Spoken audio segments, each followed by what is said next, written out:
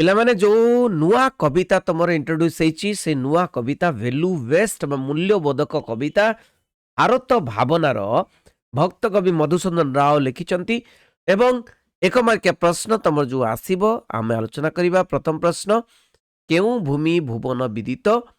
ପୁଣ୍ୟଭୂମି ଭାରତବର୍ଷ ଭୁବନ ବିଦିତ। ଭୁବନ ମାନେ ଏ ସଂସାର। 2 ନମ୍ବର, କେଉଁ ଭୂମି ଆର୍ଯ୍ୟମାନଙ୍କର ଗୌରବର ଭୂମି? ନା ସେଇ ଭାରତବର୍ଷ ହେଉଛି ଆର୍ଯ୍ୟମାନଙ୍କର ଗୌରବ ଭୂମି। ଭାରତର ଦିଗ ଦିଗନ୍ତ କେଉଁ ସଙ୍ଗୀତରେ ଝଙ୍କୃତ? ଦିଗ ଦିଗନ୍ତ ମହିମାମୟ ସଙ୍ଗୀତରେ ଝଙ୍କୃତ। ମହିମାମୟ ସଙ୍ଗୀତ। 4 ନମ୍ବର, ଭାରତକୁ କାହାର ସରୋବର ବୋଲି କବିତାରେ କୁହାଯାଇଛି? ଭାରତକୁ ଆଶାର ସରୋବର ବୋଲି କବିତାରେ କୁହାଯାଇଛି। ଆଶାର ସରୋବର। ନେକ୍ସଟ ପ୍ରଶ୍ନ 5 ନମ୍ବର, ଟିକିଏ ବଡ଼ କରିଦେବା ପିଲାମାନେ। ତ 5 ନମ୍ବର ଦେଖିବା ଏଇଠି କ'ଣ ପ୍ରଶ୍ନ ଅଛି। କାହା ଦ୍ୱାରା ଭାରତ ଧରଣୀ କୃତାର୍ଥ? କାହା ଦ୍ୱାରା? ନା ଜ୍ଞାନ ଅମୃତ ଦ୍ୱାରା। ଜ୍ଞାନର ଅମୃତ ଦ୍ୱାରା। 6 ନମ୍ବର, ଭାରତରେ ତେଜ କେଉଁଠାରେ ବିଭାସିତ? ଭାରତର ତେଜ ଦେଶ ବିଦେଶରେ ବିଭାସିତ।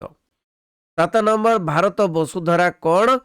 ନା ଭାରତ ବସୁଧାର ସମୁଜ୍ଜଳ ମଣି। ବସୁଧା ମାନେ ପୃଥିବୀ, ସମୁଜ୍ଜଳ ମଣି ହେଉଛି ଭାରତ। ନେକ୍ସଟ ପ୍ରଶ୍ନ, ଭାରତର ସନ୍ତାନ ସନ୍ତତି କିପରି ହୋଇଥାନ୍ତି? ସନ୍ତାନ ସନ୍ତତି ଅମୃତମୟୀ ମୃତ୍ୟୁଞ୍ଜୟୀ ହୋଇଥାନ୍ତି। 9 ନମ୍ବର, ପଠିତ କବିତାରେ ଭାରତକୁ କେଉଁ ଭୂମି ବୋଲି କୁହାଯାଇଛି? ଭାରତକୁ ଦେବଭୂମି ବିଶ୍ୱବନ୍ଦନିଆ ବୋଲି କୁହାଯାଇଛି। 10 ନମ୍ବର, ଭାରତ ଭୂମିର ପରିଚୟ କିପରି ଭାବରେ କବିତାରେ ବର୍ଣ୍ଣନା କରାଯାଇଛି? ଭାରତ ଭୂମି ତେଜ ବୀର୍ଯ୍ୟମୟ, ଗୌରବଶାଳୀ, ସର୍ବଦେଶ ଅଗ୍ରଗଣ୍ୟ, ପବିତ୍ର, ମହନୀୟ। ଆଚ୍ଛା, 11 ନମ୍ବର, କେଉଁ ନଦୀ କୂଳରେ ଋଷିକେଶ ଅବସ୍ଥିତ? ନା ସରସ୍ୱତୀ ନଦୀ କୂଳରେ ଋଷିକେଶ ଅବସ୍ଥିତ। କେଉଁ ପବିତ୍ର ନଦୀ ଆଜି ଭାରତ ବର୍ଷରେ ନାହିଁ? ପବିତ୍ର ନଦୀ ସରସ୍ୱତୀ ନଦୀ ଆଜି ଭାରତ ବର୍ଷରେ ନାହିଁ। ସରସ୍ୱତୀ ନଦୀ କୂଳରେ କେଉଁ କଥା ଗମ୍ଭୀର ନିନାଦିତ ହେଉଥିଲା? ପୁଣ୍ୟ ତୋୟା ସରସ୍ୱତୀ ନଦୀ କୂଳରେ ଋଷିକଣ୍ଠ ଈଶ ସ୍ତୁତି ନିନାଦିତ କରୁଥିଲା। ବସୁମତୀଙ୍କୁ କେଉଁ ରୂପରେ ବିମୋହିତ କରାଯାଉଥିଲା? 14 ନମ୍ବର ପ୍ରଶ୍ନ, ବସୁମତୀଙ୍କୁ ଦେବୀ ରୂପରେ ଈଶସ୍ତୁତି କରି ବିମୋହିତ କରାଯାଉଥିଲା। 15 ନମ୍ବର, କେଉଁ ଉଚ୍ଛ୍ୱସିତ ତାନ ହୃଦୟରେ ଉଚ୍ଚତମ ଆଶା ଲହରାଉଥିଲା? ନା ଅମୃତ ସଙ୍ଗୀତର ଉଚ୍ଛ୍ୱସିତ ତାନ ହୃଦୟରେ ଉଚ୍ଚତମ ଆଶା ଲହରାଉଥିଲା। 16 ନମ୍ବର, ଆଜି ଭାରତ ବର୍ଷରେ କ'ଣ ନାହିଁ ବୋଲି କବିତାରେ କବି କହିଛନ୍ତି? ସେଇ ପୁଣ୍ୟତୟା ସରସ୍ୱତୀ ନଦୀ, ବେଦମାତା, ଆର୍ଯ୍ୟଭୂମିର ଶୌର୍ଯ୍ୟ ବୀର୍ଯ୍ୟ, ପରମାତ୍ମିକ ବିଭବ ଆଜି ଭାରତ ପକ୍ଷରେ ନାହିଁ ବୋଲି କବିତାରେ କବି କହିଛନ୍ତି। 7 ନମ୍ବର, ଆଜି କେଉଁ ଋଷିମାନେ ନାହାନ୍ତି ବୋଲି କବିତାରେ କବି କହିଛନ୍ତି? ସମାସୀନ ବ୍ରହ୍ମବାଦୀ ଆର୍ଯ୍ୟ ଋଷିମାନେ ଆଜି ନାହାନ୍ତି ବୋଲି କବିତାରେ କୁହାଯାଇଛି। ନେକ୍ସଟ ପ୍ରଶ୍ନ, ବଶିଷ୍ଠଙ୍କୁ କେଉଁ ବିଶେଷ ଗୁଣରେ ଗୁଣୀଭୂତ କରାଯାଇଛି? ବଶିଷ୍ଠଙ୍କୁ ବଶିଦ୍ର ବଶିଷ୍ଠ ବୋଲି କୁହାଯାଇଛି। ଅତ୍ରି ଋଷିଙ୍କୁ କେଉଁ ବିଶେଷ ଗୁଣରେ ଗୁଣୀଭୂତ କରାଯାଇଛି? ଅତ୍ରି ଋଷିଙ୍କୁ ଅଟଳ ସଂଯମୀ ବୋଲି କୁହାଯାଇଛି। ଅଙ୍ଗିରା ଋଷିଙ୍କୁ କେଉଁ ଗୁଣରେ ଗୁଣୀଭୂତ କରାଯାଇଛି? ଅଙ୍ଗିରା ଋଷିଙ୍କୁ ଅଗ୍ନି ସଙ୍କାଶ ଅଙ୍ଗିରା ବୋଲି କୁହାଯାଇଛି। 21 ନମ୍ବର, ବ୍ୟାସଦେବଙ୍କୁ କେଉଁ ଗୁଣରେ ଗୁଣୀଭୂତ କରାଯାଇଛି? ବ୍ୟାସଦେବଙ୍କୁ ବ୍ୟାସ ତପୋଧନ ବୋଲି କୁହାଯାଇଛି। 22 ନମ୍ବର, ଜନକ ମହର୍ଷିଙ୍କୁ କେଉଁ ଗୁଣରେ ଗୁଣୀଭୂତ କରାଯାଇଛି? ଜନକ ମହର୍ଷିଙ୍କୁ ନିତ୍ୟ ଶାନ୍ତି ପରାୟଣ ରାଜଶ୍ରୀ ଜନକ ବୋଲି କୁହାଯାଇଛି। 23 ନମ୍ବର, କେଉଁ ଋଷିମାନେ ତପସ୍ୟା କରି ସୃଷ୍ଟିର ଅମରତ୍ୱ ଧାଇ ଆଣିଥିଲେ? କ'ଣ? ନା ବ୍ରହ୍ମବାଦୀ ଋଷି ବଶିନ୍ଦ୍ର ବଶିଷ୍ଠ, ଅଟଳ ସଂଯମୀ ଅତ୍ରି, ଅଗ୍ନି ସଂଗାସ ଅଙ୍ଗିରା, ବ୍ୟାସ ତପୋଧନ, ରାଜଶ୍ରୀ ଜନକ ଇତ୍ୟାଦି ବ୍ରହ୍ମବାଦୀ ଋଷିଗଣ ସୃଷ୍ଟିର ଅମରତତ୍ୱ ଧାଇଥିଲେ। 24 ନମ୍ବର, ଭାରତ ଭୂମିରେ କେଉଁ ଭାବ ପରିପୂର୍ଣ୍ଣ ହୋଇ ରହିଥିଲା? ଭାରତ ଭୂମିରେ ପବିତ୍ରତା, ସରଳତା, ଦୟା ଇତ୍ୟାଦି ଭାବ ପରିପୂର୍ଣ୍ଣ ହୋଇ ରହିଥିଲା। 25 ନମ୍ବର, ପଠିତ କବିତାରେ ଋଷିକନ୍ୟା ଋଷିପତ୍ନୀ କିପରି ଥିଲେ? ଋଷିକନ୍ୟା ଋଷିପତ୍ନୀ ମାନେ ଦିବ୍ୟ ତେଜମୟୀ ଥିଲେ। 16 ନମ୍ବର, କେଉଁମାନେ ମେଦିନୀର ଭାର ଉଶ୍ୱାସୀ ଥିଲେ? ऋषि पत्नी माने मेदिनीर भार उश्वासी थिले। 27 नंबर क्षत्रिय कुमारी माने मेदिनी रे कौन करथिले? मेदिनी क्षत्रिय कुमारी माने वीर सामंतिनी थिले, वीरपुत्र को जन्म देइथिले। मेदिनी माने पृथ्वी। 28 नंबर आज अयोध्या को धन्य करथिबा केउ माने नाहंती? आज अयोध्या को धन्य करथिबा योधेन्द्र जननी माने नाहंती, जो माने कि क्षात्र तेज भांगु थिले। नेक्स्ट प्रश्न 29 नंबर हिमाचल को कौन बोली कुआइछि? हिमाचल को हिमोज्जल हिमाचल बोली कुआइछि। 30 नंबर प्रभात रे सूर्य हिमाचल रे कौन बंचुथिले? त सूर्य प्रभात रे हिमाचल रे हिमोज्जल हेमरश्मि बिंचुथिले। 31 नंबर कहार कीर्ति आजि नाही बोली कविता रे कवि कहिचंती?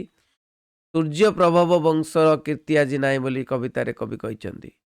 32 नंबर केउ ऋषि सूर्य वंशर गीति गान करुथिले? आदि महाकवि वाल्मीकि सूर्य वंशर गीति गान करुथिले। 33 नंबर आदि महाकवि वाल्मीकि रामायण रे कौन गान करथिले? आदि महाकवि वाल्मीकि रामायण रे वीरत्व और सतीत्वर अतुल्य गीति अमृत कंठ रे गान करथिले। नेक्स्ट प्रश्न 34 नंबर भारत हृदकौस्तुभ बोली कविता रे काहाकू कुआ जायछि? भारत हृदकौस्तुभ बोली कविता रे कौरव गौरव इंद्रप्रस्थ हस्तिना को कुआ जायछि। 35 नंबर केउ नदी इंद्रप्रस्थ हस्तिनार छवि हृदय रे आदरि नेछि? नृत्य कल्लोलिनी जमुना नदी इंद्रप्रस्थ हस्तिनार छवि हृदय रे आदरि नेछि। केउ महागीत हृदय को विस्मय रे पूर्ण कर दिए? महाभारतर महागीत हृदय को विस्मय रे परिणत कर दिए।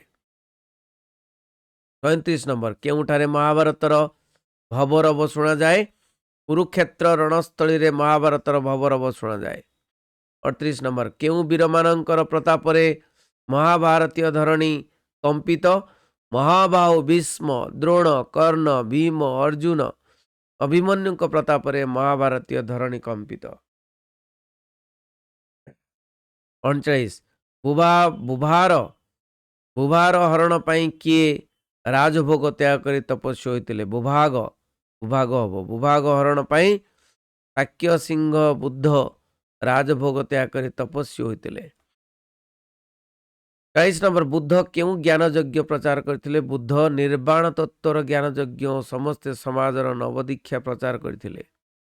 41 नंबर पृथ्वी रे केउ धर्म विजय उल्लास रे नवधर्मर पताका उड़ाइथिला? पृथ्वी रे बौद्ध धर्म विजय उल्लास रे नवधर्मर पताका उड़ाइथिले। 42 नंबर केउ देश रे धर्म बौद्ध धर्म प्रचार होइतिला? सिंहल तातार चीन जापान तिब्बतरे।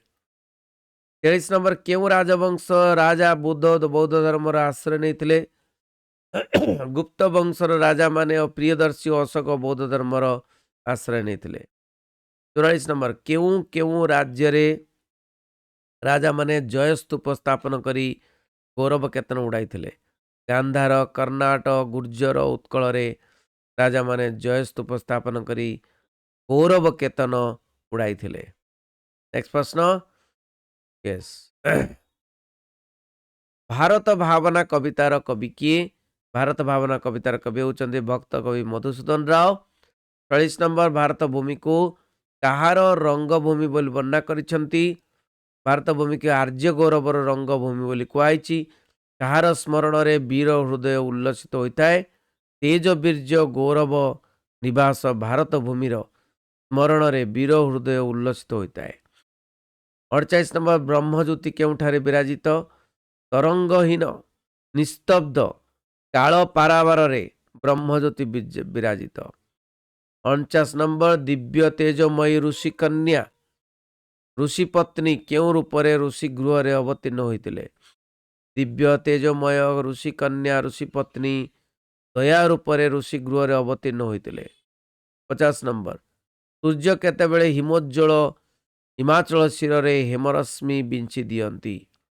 सूर्य सकाळे संध्या बेले हिमोज्जल हिमाचल शिर रे हेमरश्मि बिंची दियंती। 51 सूर्य प्रभाव वंशर कीर्ति महागीत केउ अमृतमय कंठरे गान करथिले? सूर्य प्रभाव वंशर कीर्ति महागीत आदि महाकवि महाकवि वाल्मीकि अमृतमय कंठन गान करथिले। 52 नंबर ଯମୁନାର କେଉଁ ଐଶ୍ୱର୍ଯ୍ୟ ଏବେ ଲୁପ୍ତ ହୋଇଯାଇଛି? ଯମୁନାର ଜଳ ବୁଦ୍ବୁଦ୍ ସଦୃଶ ଐଶ୍ୱର୍ଯ୍ୟ ଏବେ ଲୁପ୍ତ ହୋଇଯାଇଛି। 53 ନମ୍ବର ଶାକ୍ୟ ସିଂହ ବୁଦ୍ଧ ଦେବଙ୍କର ଜନ୍ମ ପୂର୍ବରୁ ଭାରତ ଭୂମିର ଅବସ୍ଥା କିପରି ଥିଲା? ଶାକ୍ୟ ସିଂହ ବୁଦ୍ଧ ଦେବଙ୍କର ଜନ୍ମ ପୂର୍ବରୁ ଭାରତ ଭୂମି ଅନ୍ୟାୟ ଅତ୍ୟାଚାର ଜର୍ଜରିତ କୁସଂସ୍କାର ରୂପକ ଅନ୍ଧାକାରରେ ବୁଡ଼ି ରହିଥିଲା। 54 ପ୍ରଶ୍ନ ମହାଯଶା ମହୀପତିଗଣ କେଉଁ ବ୍ରତ ପାଳନ କରି ଶାନ୍ତିମୟ ସୁଶାସନ ପ୍ରତିଷ୍ଠା କରିଥିଲେ? ମହାଯଶା ମହାପତିଗଣ ପ୍ରକୃତି ରଞ୍ଜନ ବ୍ରତ ପାଳନ କରି ଶାନ୍ତିମୟ ସୁଶାସନ ପ୍ରତିଷ୍ଠା କରିଥିଲେ। ପିଲାମାନେ ଏଇଠି 54ଟି ପ୍ରଶ୍ନ ଏକ ମାର୍କିଆ ପ୍ରଶ୍ନ ଆଲୋଚନା କଲି, ଯେଉଁଟାକି ଭାରତ ଭାବନା ଯାହା ଲେଖିଛନ୍ତି ଭକ୍ତ କବି ମଧୁସୂଦନ ରାଓ। ତେଣୁ ଏହାକୁ କରିଦେବ, ନିଶ୍ଚୟ ପରୀକ୍ଷାରେ ସଫଳ ରୂପାୟନ ହେବ। Thank you very much. ରହିଲି। ବନ୍ଦେ ଉତ୍କଳ ଜନନୀ।